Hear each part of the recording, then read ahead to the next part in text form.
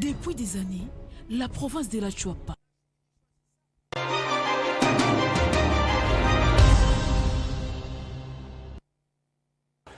Comme annoncé, notre premier invité est avec nous sur ce plateau, Freddy Mulumba. Bonsoir. Bonsoir, cher ami.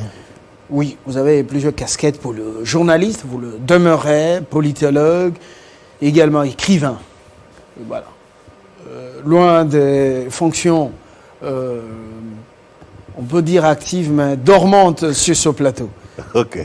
Freddy Mulumba, depuis l'entrée en vigueur de l'état de siège, il y a beaucoup d'agitation. À Kinshasa, dans l'est du pays, et même à l'extérieur. Qu'est-ce qui se passe? Les cartes brouillées, avec les changements, les permutations, les changements intervenus au sein des opérations militaires ou à la tête des opérations militaires dans l'Est, les cartes brouillées à l'international avec les tireurs des ficelles ou les commissionnaires, les courtiers, même le dirigeant rwandais, qui était souvent moins bavard, il est sorti de sa torpeur, il a brisé le silence. Médiatiquement, c'était la vedette du sommet de Paris. Finalement, qu'est-ce que vous remarquez? Quelle est votre lecture personnelle? Oui, je pense que c'est la fin d'une aventure. La fin de l'aventure de Tintin au Congo. Je pense qu'on a passé plus de 20 ans. Quand on fait les bilans, c'est que c'est passé à l'Est. Plus de 10 millions de morts. Un génocide oublié. Plus de 3000 déplacés internes.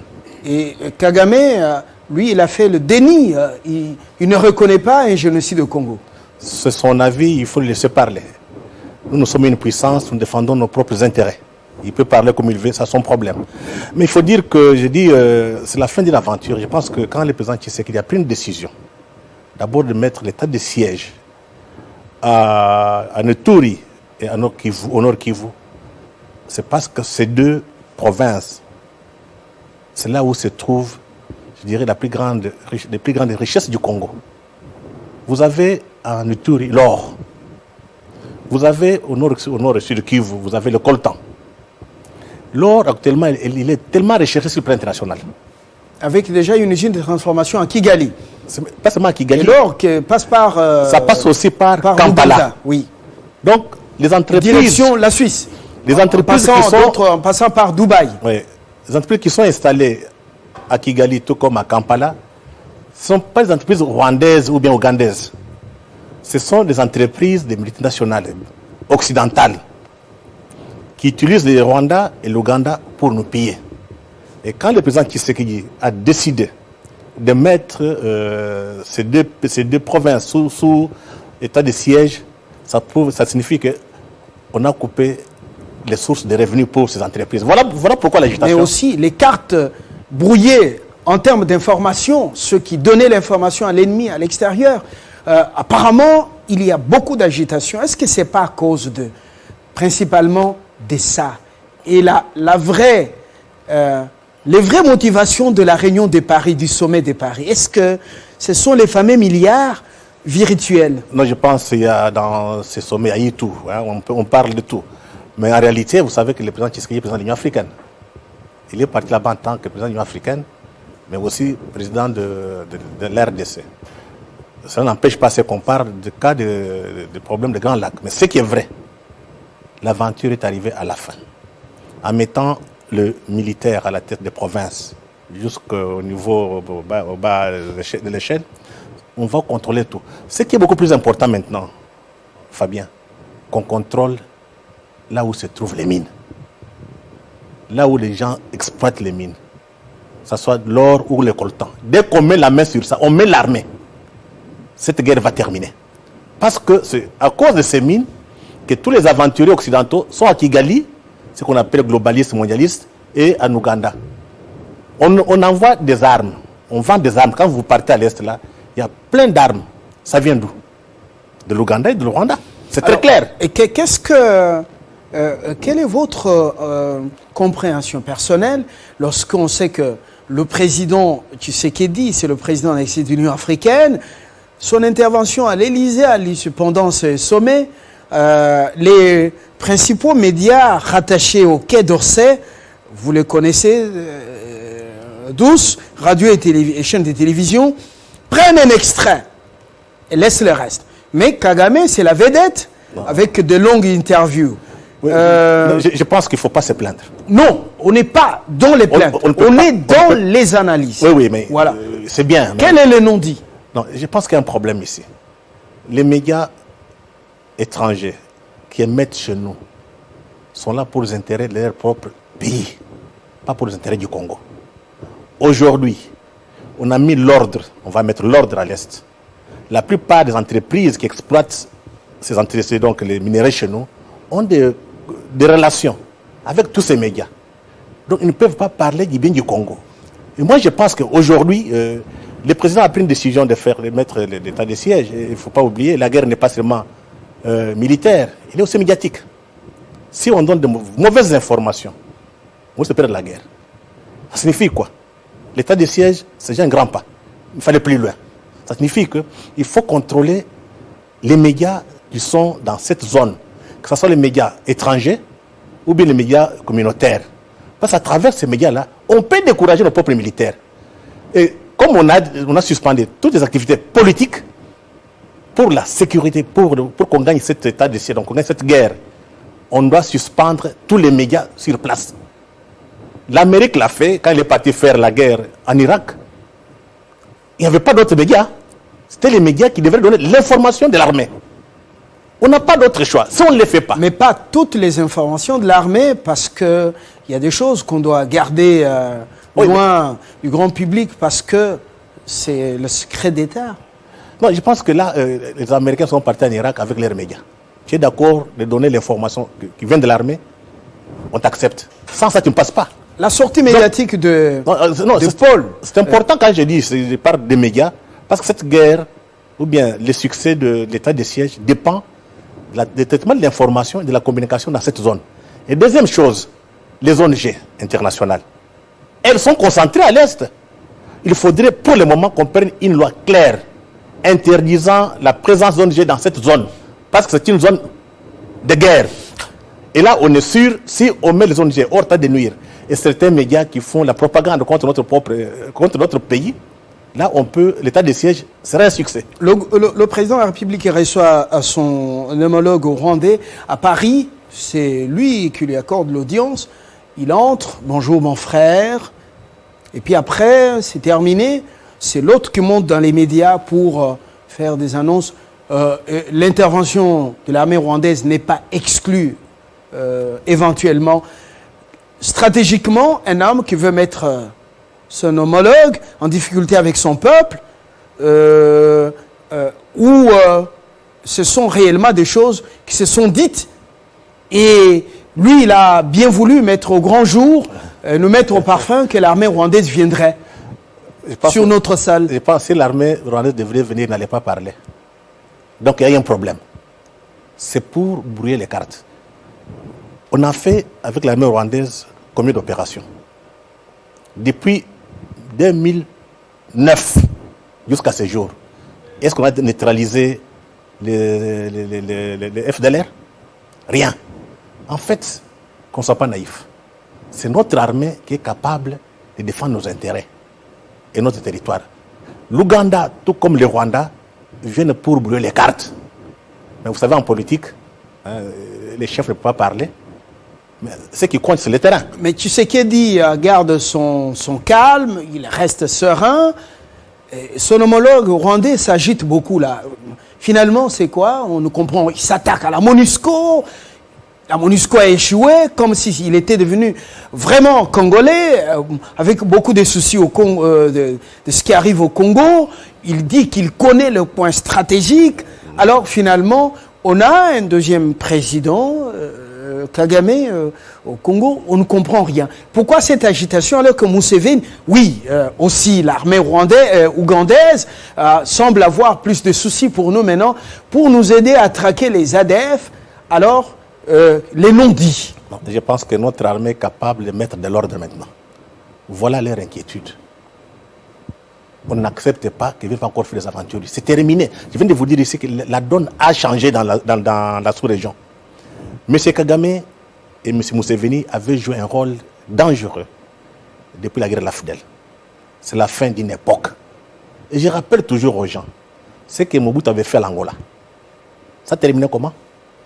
Donc je peux dire que le président Kagame est sur les traces de Mobutu. C'est ça la réalité. On t'utilise pendant un temps et puis on t'abandonne. Kagame comprend réellement qu'il appartient déjà au passé ou qu'il est conjugué au passé? Non, je pense qu'il a compris que... Il fait... il se rapproche de la France, il fait les yeux doux à la France, à Macron. Non, il ne faut pas être naïf. Ces gens-là ne sont pas l'ami de Kagame, ils sont l'ami des intérêts du Congo. On peut enlever Kagame, mettre quelqu'un d'autre, ça va continuer. Ça, nous sommes dans un monde capitaliste. Il n'y a pas d'état d'âme. Hein, monsieur Fabien, il n'y a pas d'état d'âme. Ce que Kagame doit comprendre, c'est la fin d'une époque. Je pense qu'il faut prendre la sagesse africaine. Biden est dans la continuité. Biden est dans la continuité de Trump. Un partenariat stratégique privilégié avec le Congo. Les rapports sont devenus... on ne passe plus par Kigali pour prodiguer des conseils à l'armée congolaise. C'est Pentagone directement jusqu'à Kinshasa. Et puis, la reprise de la coopération militaire avec Kinshasa, ça commence à inquiéter, à faire agiter Kagame en ce moment, où c'est un homme qui veut continuer à faire bénéficier aux multinationales. Vous pensez que Kagame peut gérer le Congo? Chez nous, en Cholobondi, quand vous avez un enfant qui te donne des coups, il faut regarder qu'est-ce qu'il y a derrière. En fait, ce qui se passe actuellement, c'est un affrontement entre globalistes, mondialistes, qui sont à Kigali, et ce qu'on appelle les souverainistes. Je pense l'Amérique de Trump, tout comme avec l'Amérique de Biden, va ce que les intérêts américains soient privilégiés, pas les intérêts des individus. Du temps de Clinton, c'était les globalistes et les mondialistes qui faisaient des affaires. Ceux qui ont monté la guerre de la Fidèle. C'est terminé. Mais l'Amérique a changé de stratégie. Avec les démocrates, est-ce que vous pensez que l'heure de Susano, comment on appelle, Madeleine Albright, l'influence Clinton dans la sous-région, c'est terminé? Non, écoutez, c'est d'abord les intérêts américains, qu'ils soient démocrates ou bien républicains. Pour le moment, il y a un choix qui est déjà fait. Les intérêts américains, on voudrait qu'un Congo soit stable. On ne veut pas un Congo instable, parce que ça ne profite pas l'Amérique. Ça peut profiter aux globalistes, aux mondialistes, pas l'Amérique. Allez en Amérique, il y a les misères. Vous allez voir les mondialistes, les globalistes, ils sont plus riches, ils sont des milliardaires. Mais la population américaine est pauvre. Donc il y a toute une tournure, donc tout un tournant historique. Au niveau des Américains, il faut que l'Afrique soit stable, il faut que l'Afrique soit prospère pour qu'on puisse faire des affaires. Et n'oubliez pas, mon cher ami, pour qu'on puisse l'Afrique bien piller avec politesse. L'Afrique est en Amérique. Vous oubliez les Noirs américains qui sont là-bas. Aujourd'hui, si Biden est devenu président, vous savez qui, avec les votes des Afro-Américains, ça commence à peser dans la politique internationale, donc la politique étrangère américaine. Les Noirs américains, les Afro-Américains n'acceptent plus qu'on ne vienne pas encore faire des aventures en Afrique. C'est terminé. Et beaucoup d'Africains n'ont pas encore compris ça. Et les Américains ont besoin d'un Congo stable. Et puis n'oubliez pas, nous avons la clé de puissance. Nous avons les cobaltes. On vient de découvrir les lithium vers Manono. Donc nous sommes en position de force de négocier. Quand vous voyez aujourd'hui le président Tshisekedi, il a des instruments de puissance. Il peut négocier avec les autres parce qu'il y a quelque chose avec lequel on peut faire des échanges. On ne peut pas encore accepter un dictat. Mais la difficulté, c'est la qualité, la médiocrité de nos élites. La France a donc accueilli le sommet de Paris sur les financements des économies africaines en période secouée par Covid-19. Bon, c'est ce qu'on dit. Alors concrètement, on parlait des 5 milliards, c'était donc la finalité, mais l'Afrique n'a reçu que les promesses des 33 milliards, toute l'Afrique, avec ces chefs d'État qui sont allés là-bas. La France, opportuniste, pour abriter ces sommets, alors que les difficultés sont énormes aussi en Europe, les 33 milliards du liquide ou des promesses sur papier qui vont rester Je pense que là, pour nous endormir. Non, il faut faire attention parce qu'on part du sommet sur le financement des économies africaines. Or, les économies occidentales sont en faillite ou bien en crise. Le financement viendra d'où? C'est là où nous risquons de tomber dans un piège. Actuellement, comme les États n'ont plus, donc les banques centrales en Occident n'ont plus de moyens, n'ont plus beaucoup de ressources, il n'y a que les privés. Actuellement, je vous prends l'exemple de la Côte d'Ivoire. La Côte d'Ivoire va lever des fonds sur les marchés internationaux. On appelle ça Eurobond. Eurobond. On peut prendre 4 milliards, 5 milliards. C'est devant les privés, pas devant l'État européen ou bien l'État américain. Et les privés ont leurs conditions. Non, vous prenez, mais il faut rembourser. Quand je vous prends le cas de la Côte d'Ivoire s'est beaucoup endettée. Aujourd'hui, la Côte d'Ivoire est tombée dans la spirale de la dette. Donc, pour payer la dette, on est obligé d'aller s'endetter. Ça signifie que l'endettement qu'on peut faire, donc on peut prendre sur les fonds qu'on peut lever sur le plan international, il y a risque que ça serve à la consommation. Donc il n'y a pas d'investissement. Mais s'il n'y a pas d'investissement, vous allez rembourser ça avec quoi? Donc nous risquons de tomber dans ce que je n'ai pas appelé la recolonisation pour le futur. Et l'histoire doit nous aider. Il y a des États ici en Afrique, avant Berlin, qui était indépendant, c'était le Maroc. Et un autre État, je pense, l'Égypte. Ils sont beaucoup endettés. Avant Berlin. Maintenant, pour qu'on puisse payer leurs dettes, les privés sont venus s'installer au niveau des douanes. C'est comme ça que le Maroc est tombé sous domination française. Donc il faut qu'on tire les leçons du passé pour que ça ne se répète pas. Si nous voulons nous endetter grâce au financement des Européens ou bien des Occidentaux, il faut qu'on sache l'argent qu'on va prendre, ça va servir à quoi? Si c'est pour payer les militaires et payer les enseignants, mieux vaut ne pas les prendre. Il faut prendre l'argent pour financer des investissements à long terme qui peuvent produire l'argent pour rembourser. Mais quand vous allez consommer, vous êtes dans les capacités de rembourser. Et là, on va encore nous imposer et nous risquons de tomber sur la deuxième recolonisation. Et moi, j'ai dit, ce qu'on a proposé en France, ce qu'on appelle le paradigme de développement. Donc la vision dont l'Occident nous impose, comment il faut avancer, comment il faut moderniser. Il y a maintenant ce qu'on appelle le paradigme de la renaissance africaine. Et il y a des travaux qui sont déjà faits par Cheikh Anta Diop, d'autres Africains tels que José Nascimento, qui est connu Brazzaville, a fait un grand travail. Donc nous devons changer le paradigme. Ça signifie qu'aujourd'hui, on ne peut pas condamner l'Europe, ce qui est normal. On ne peut pas condamner la Chine, condamner l'Amérique. Qu'est-ce que l'Afrique propose? Ça signifie qu'il faut que les fils africains, fils et filles, proposent quelque chose au monde. Cheikh Anta Diop avait déjà proposé en son temps les fondements d'une Afrique noire fédérale, fondements économiques et culturels. Et dans ces fondements, dans ces documents de Cheikh Anta Diop, on avait déjà prévu l'industrialisation de l'Afrique. Tout est dedans. Mais curieusement, les Africains n'appliquent pas ce que Cheikh Anta Diop a fait comme Africains. Ils vont se ressourcer auprès des fonds monétaires, auprès des Chinois, auprès des Américains. Donc, le problème, c'est nous-mêmes. C'est à nous de savoir quel est notre projet. Qu'est-ce qu'on veut faire pour l'Afrique?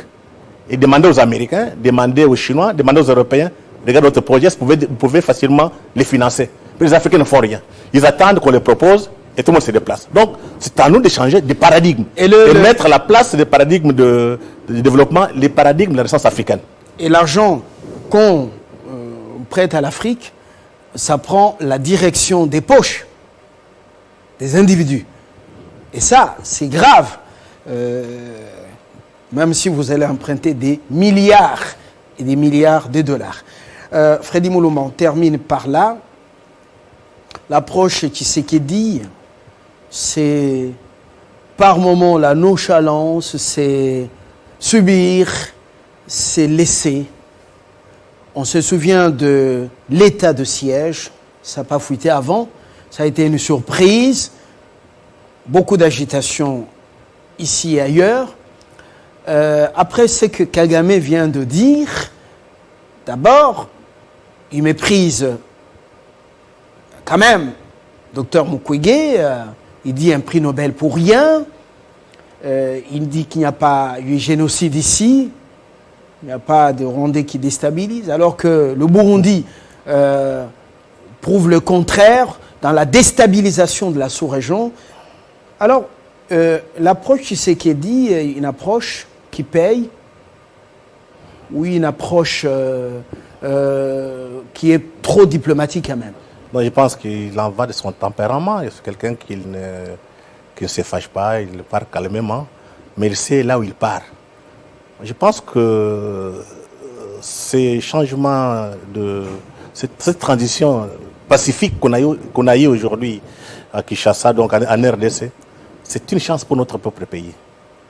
Donc on a la chance aujourd'hui que le Congo devienne indépendant. On a la chance aujourd'hui que l'Afrique se développe quand vous avez des jeunes fils d'Afrique qui pensent aux intérêts du peuple.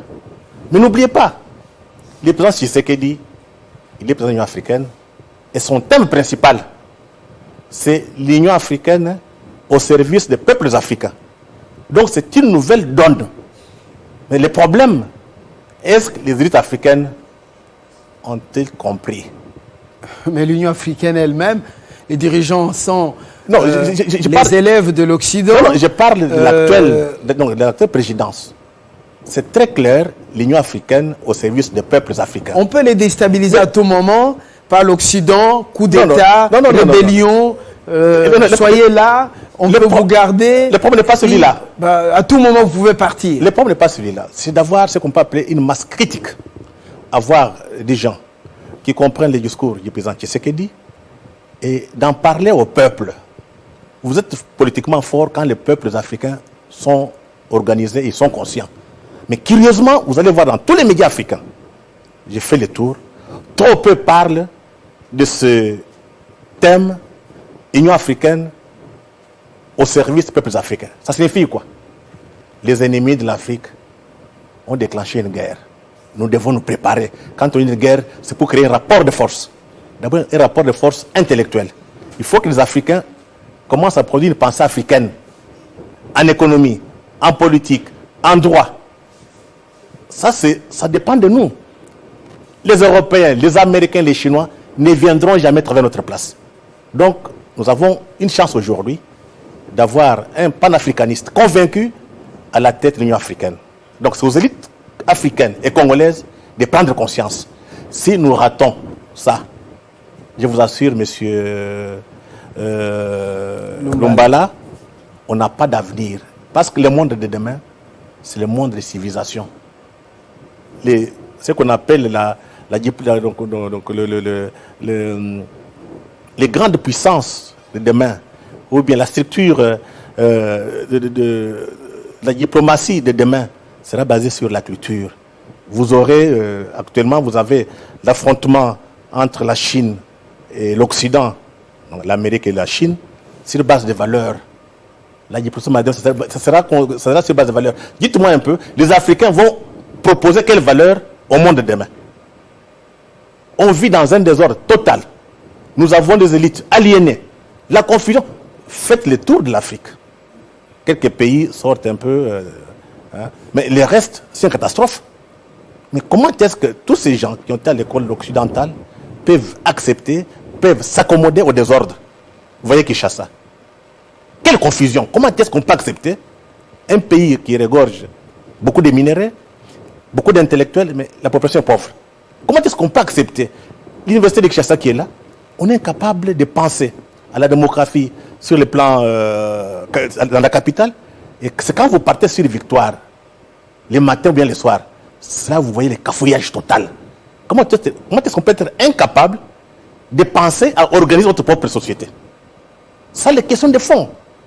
Et ça, c'est les médias qui doivent faire ce travail. Ça signifie que demain, s'il y a des problèmes qui se posent dans ces pays, à Kinshasa, allez chercher ces spécialistes. Je vois toujours des politiciens qui font du bruit à la télévision. Des gens qui pensent connaître tout. C'est une erreur d'analyse. La pensée, la science se trouve dans des centres de recherche à l'université. Faites un effort en tant que média.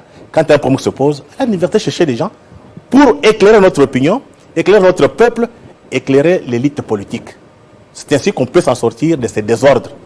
Sans ça, M. Lumbala, on va pleurer comme on l'a fait il y a 5 siècles. Merci. Freddy Mulumba, je rappelle que vous êtes journaliste, politologue, écrivain. Vous avez avec nous décrypté ces sujets d'actualité. Vous connaissez notre liberté de penser. Nous réfléchissons à haute voix. C'est notre pays, ce Congo. Merci et très bonne soirée. Merci, cher ami. Je prends Émile Ilunga Kalambo, acteur politique indépendant. Depuis qu'il a quitté donc les partis politiques, il n'a pas encore adhéré à une formation politique ou au regroupement politique. Il est réfléchi avec nous dans quelques instants. Exclusivité Télé 50. Jean-Marie Kassamba reçoit ce soir le ministre de la Communication et Médias, porte-parole du gouvernement, Patrick Mouyaya.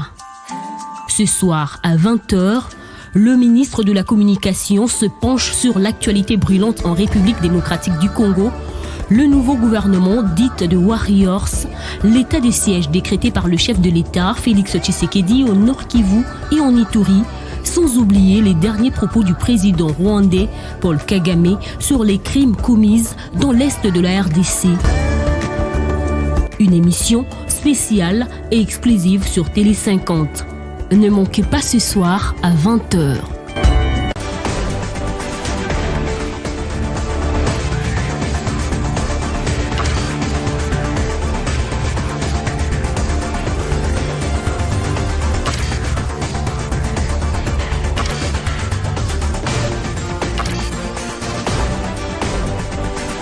Télé 50 en rouge et blanc.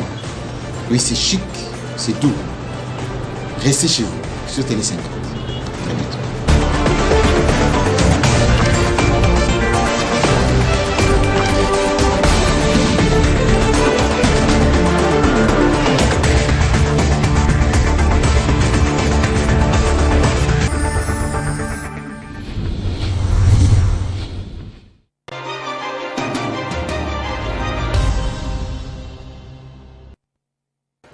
Il est avec nous, Émile Ilunga Kalambo. Bonsoir.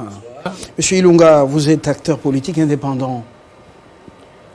Je ne dirais pas que je suis un acteur politique indépendant. La distanciation vis-à-vis des pouvoirs politiques actuels me permet la liberté de penser juste pour libérer la vérité et la sagesse. Vous êtes de quel côté? Je suis... FCC? Pas du tout. Vous êtes à l'Union Sacrée? J'ai eu l'occasion de vous dire que l'État est laïque. Le sacré a à voir avec des religions. Nous sommes laïcs et par conséquent, nous n'avons pas à évoquer le secret. Justement, le secret. Vous avez été l'un de ceux qui ont dirigé le mouvement politico-militaire. On l'appelait RCD Goma, Rassemblement des Congolais pour la démocratie. Vous aviez pris les armes, mais vous êtes de ces acteurs importants du 7 mai, parce que vous étiez avec votre frère Mouzé, Laurent Désiré Kabila, depuis la diaspora en Belgique. Vous l'avez joint, vous avez même représenté son parti en Belgique. L'histoire est connue, vous avez dirigé les gendarmes Katangé après Mbumba Nathanaël en Angola. L'actualité, c'est justement cette affaire de l'Est, l'état des sièges. Selon vous, pourquoi il y a toute cette agitation? L'actualité la plus récente, c'est la sortie médiatique de votre ancien partenaire extérieur, Paul Kagame, le président rwandais depuis qu'il était vice-président de la République. Vous les voyez un peu agités là. Quelle est votre lecture personnelle de cette agitation? Je ne parle pas d'agitation. Je connais très bien le président Kagame.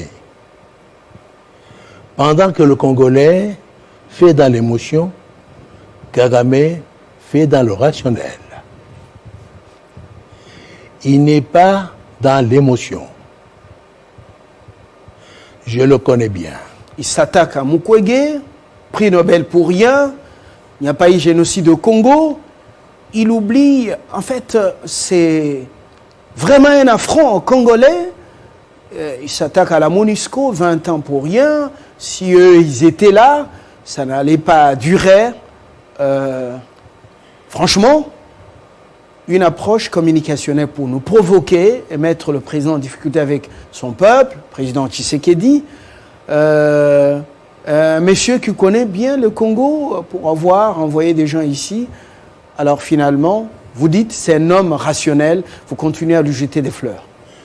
Pas du tout. Je ne dis pas, je ne suis pas là pour faire l'éloge de Kagame.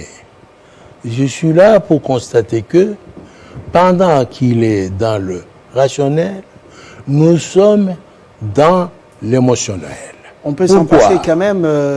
La raison est laine, l'émotion est nègre. On peut s'en passer. On peut s'en passer. Nous allons vers le pragmatisme. Je vous dirais que la problématique des pays des Grands Lacs est complexe. Quand le président Tshisekedi décrète un état de siège, est-ce qu'il en a mesuré toutes les conséquences? Quelles conséquences, Émilie Lunga?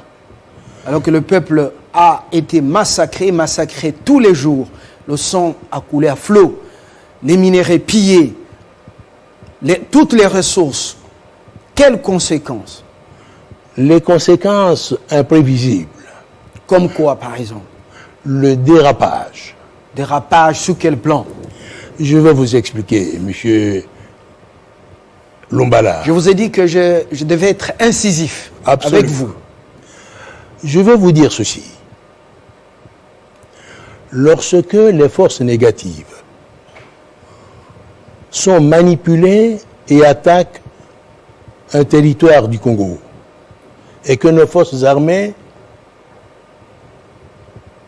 appliquent le droit de poursuite lorsque ces forces négatives se retirent en Ouganda.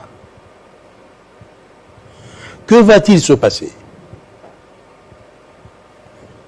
La riposte éventuelle de Kigali ou de l'Ouganda, que va-t-il se passer? On a mesuré les conséquences d'un affrontement direct entre nos forces et les forces des pays voisins. Alors, pourquoi donc il fallait continuer à observer ces massacres, baisser les bras, dire les conséquences quand le Rwanda va donc riposter ou l'Ouganda, laisser les Congolais se faire massacrer, et Tshisekedi est réclamé même par les élèves à Béni, donc il fallait continuer à observer ce carnage. Pas du tout, ce n'est pas mon point de vue. Je voudrais vous dire que il y a un déficit de réflexion stratégique dans ce que nous faisons. Vous voyez le cafouillage qui a suivi la déclaration d'état du siège. Ça veut dire qu'il y a eu un peu d'amateurisme. Qu'on me pardonne. Je me souviens, en 1967, la guerre de 6 jours. La guerre de 6 jours entre Israël et la Syrie. Israël a profité. Ce n'était pas contre l'Égypte? Aussi la Syrie. C'était contre. La Syrie et l'Égypte faisaient un État. Quand l'Égypte a attaqué, la Syrie, automatique. C'était automatique. Alors, que s'est-il passé? Il s'est passé ce qui était prévisible. C'est-à-dire, Israël a profité de l'attaque de la Syrie. Au Moyen-Orient, nous ne sommes pas au Moyen-Orient, nous sommes dans les Grands Lacs. Tout à fait. Ce que je veux dire, C'est pas la même méthode. non, les méthodes sont Là, les c'est mêmes. la guerre conventionnelle. Ici, c'est la guerre asymétrique. Vous Elle connaissez peut le prix que le devenir- Congo a payé. Elle peut devenir une guerre entre États.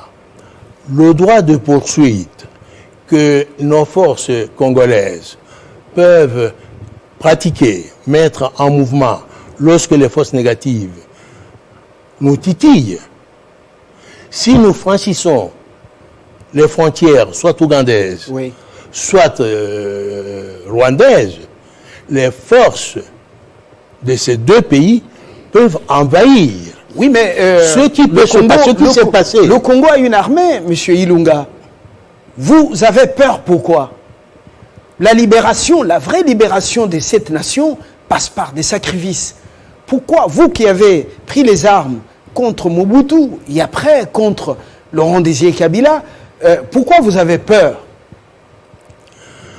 Je n'ai pas peur. Au centre du pays, on dit, quand la viande est dure, on utilise d'autres méthodes, c'est-à-dire le couteau pour le rendre, le dépecer ou la dépecer en morceaux, afin de bien avaler les morceaux. Notre préoccupation principale, nous tous, c'est la balkanisation du pays ou la confiscation d'une partie de nos territoires. Et vous pensez, quand ils viendront ici, ça sera en promenade de santé? Je ne connais pas. On nous a parlé de l'arrivée des troupes kenyanes. Elles ne sont pas encore arrivées. C'était d'abord une communication ici. Alors nous sommes face à face. Ce sont nos propres forces qui n'ont pas réussi jusque-là à régler la question de paix au nord Kivu. Notre armée. Pourquoi vous oubliez la débâcle du M23? Émile Ilunga. Je n'ai pas oublié, il y a eu un concours, il y a eu un apport extérieur. L'apport sud-africain, l'apport tanzanien. La brigade d'intervention. Mais notre armée s'est battue. Je suis heureux que notre pays, je suis d'ailleurs moi, le théoricien pendant la première guerre de la FDL.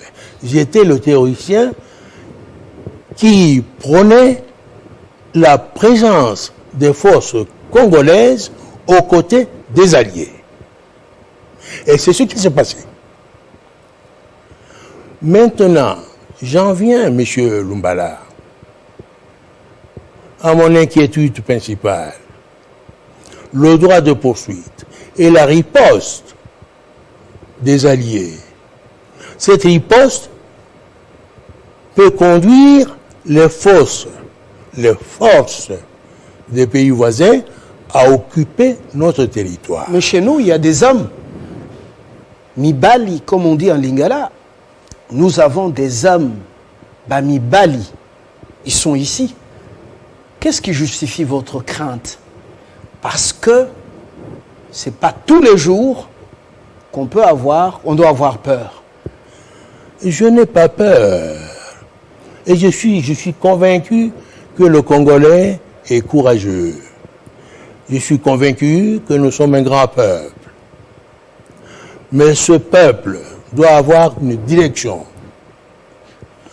Et cette direction, jusque-là, pendant 18 ans, avec Kabila, nous n'avons pas constaté que ce leadership était capable d'honorer le peuple congolais.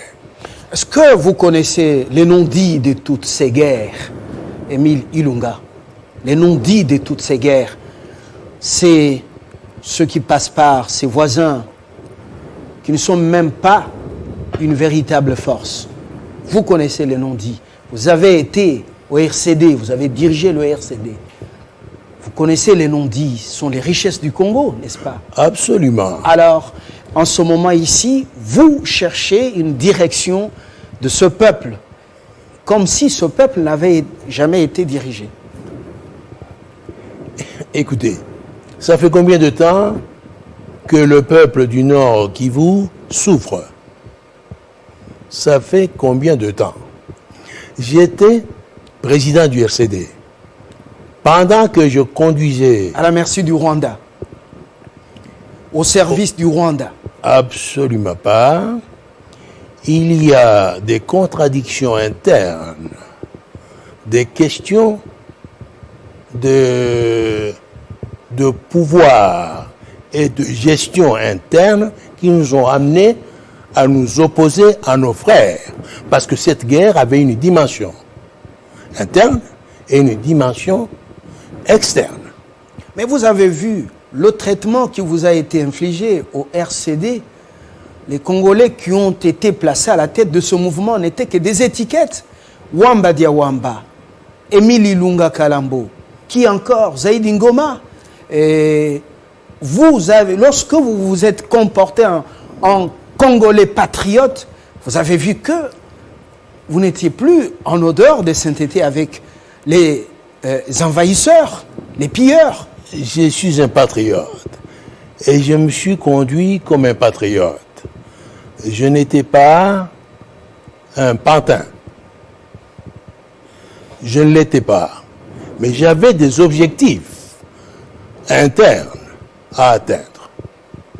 Il s'agissait de rectifier la guerre que nous avions amenée, la guerre de la FDL.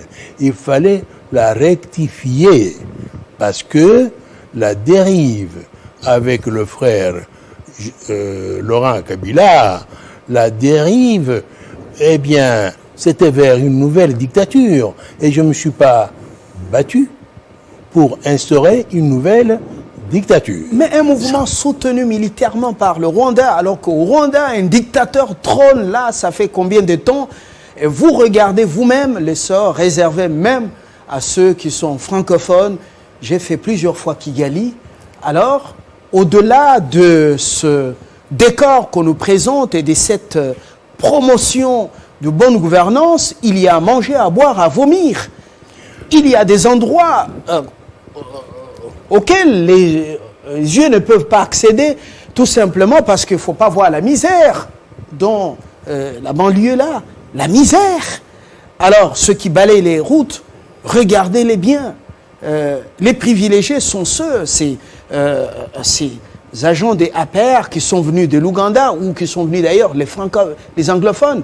Alors, comment combattre la dérive dictatoriale des musées quand celui que vous soutient, c'est le plus grand dictateur, le cynique? Non, je n'ai pas dit que le musée était dictateur. Il était autoritaire. Et l'autoritarisme conduit tout droit vers la dictature. Et c'est cela que je voulais éviter à notre peuple. Mais je vais vous dire ceci. Si d'aventure, nos forces militaires appliquaient le droit de poursuite vers les pays voisins, la guerre va dégénérer. Elle va dégénérer, et si je vous parlais de Golan, c'est parce que ces forces étrangères occupant un morceau de notre territoire, il sera difficile de les déloger. Donc il ne fallait pas décréter l'état de siège. Il fallait laisser les Congolais se faire massacrer. Pas du les pillages prendre la direction de Kampala et de Kigali. Pas du tout, monsieur. Et de Dubaï. Pas du tout, ce n'est pas cela que je dis. Je dis que je souhaite que nos forces maîtrisent la situation. Je souhaite que ceux qui ont promis de venir nous aider accourent pour que nous puissions terminer définitivement la tragédie du Nord Kivu. est-ce qu'on a besoin encore d'une armée étrangère comme le Rwanda? Son président l'a annoncé à Paris. Voilà, il se fait inviter sans être invité. Nairobi, et puis Museveni qui semble s'activer maintenant aussi contre les ADF s'ils peuvent nous prêter main forte. Est-ce qu'on a besoin d'eux maintenant? Les pyromanes qui veulent se faire passer pour des sapeurs-pompiers. Monsieur Lumbala, nous parlons de la question des Grands Lacs, des pays des Grands Lacs. Mais faut pas les pays des Grands Lacs comprennent le Rwanda, le Burundi, l'Ouganda et le Congo. C'est ça la problématique des pays des Grands Lacs. Alors, si on donne prétexte à nos voisins conjugués pour occuper un morceau de notre territoire, serons-nous capables de les déloger de là? C'est ça ma préoccupation. Pourquoi vous ne croyez pas aux capacités de nos forces armées? Pourquoi vous êtes réticents? Vous en connaissez quelque chose? Vous gardez des très bonnes relations avec Kigali? Je n'ai pas de relation avec Kigali, puisque je ne suis pas aux affaires. Monsieur Lumbala. Vous pouvez être inactif, mais voilà, mais très collaborant. Pas du tout. Et il ne faut pas me soupçonner de quelques acquaintances avec les pays voisins qui menacent l'intégrité territoriale du Congo. Pas du tout. Je ne peux pas être cet homme-là. Mais je souhaite que ce à quoi vous croyez, c'est-à-dire à la capacité de feu de notre armée. Ce à quoi moi je crois. C'est ce que vous avez affirmé. C'est ce à quoi vous ne croyez pas. Ce à quoi je crois, j'ai juste souhaité croire. Vous comprenez, c'est différent. Je voudrais me tromper. Mon souhait, c'est de me tromper si nos forces arrivent à bout des malheurs, de la misère et venir à bout de ces forces négatives qui tracassent nos concitoyens au nord Kivu. Que les massacres qui pillent les richesses du pays. On termine par votre proposition. Si vous avez été aux affaires exact. Politiques, ministre de la Défense ou président de la République, comment mettre fin à ce carnage, à ces massacres, au pillage de nos ressources, plus de 20 ans, bientôt 30 ans? Que feriez-vous si Je voudrais d'abord affirmer, M. Lumbala, que la question Monsieur des Grands Kafuta, Lacs... laissez Émile Ilunga faire sa proposition. Arrêtez votre musique, on est à la fin. Ouais. Monsieur Lumbala, je voudrais vous dire que, vous voyez, les gens qui nous distrait peuvent perturber la suite des idées. Je voudrais vous dire que la problématique des pays des Grands Lacs sera résolue par l'ensemble des pays des Grands Lacs. Ça signifie Seul, ça signifie que l'initiative, quand vous avez dit que Kagame, Museveni supportent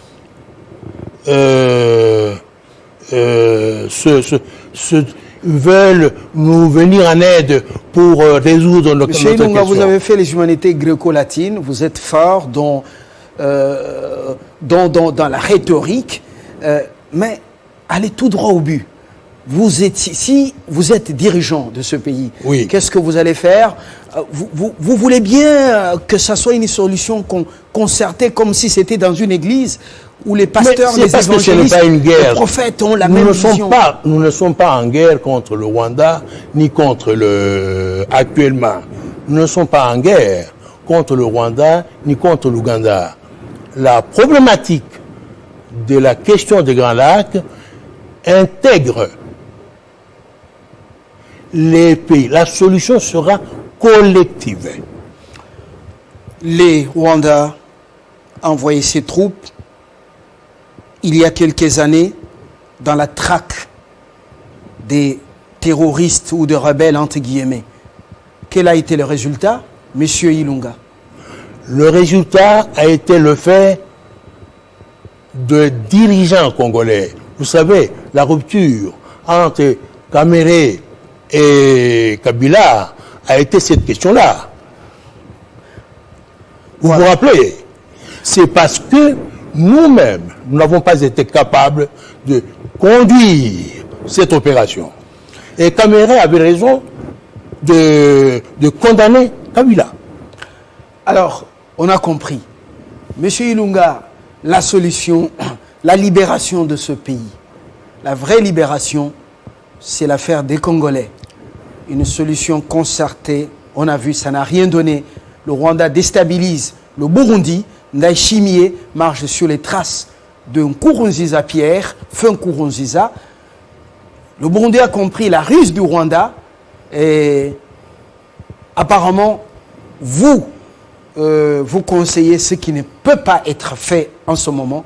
Les choses ont beaucoup évolué. Nous avons suivi votre proposition. Voyons voir à quoi ça va rimer.